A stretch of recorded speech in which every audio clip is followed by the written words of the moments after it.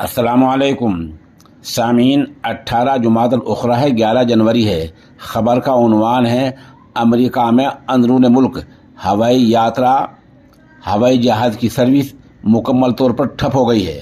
आमदा इत्तलात में बताया गया है कि 1000 फ़्लाइटें रद्द हो गई हैं या देर से चल रही हैं।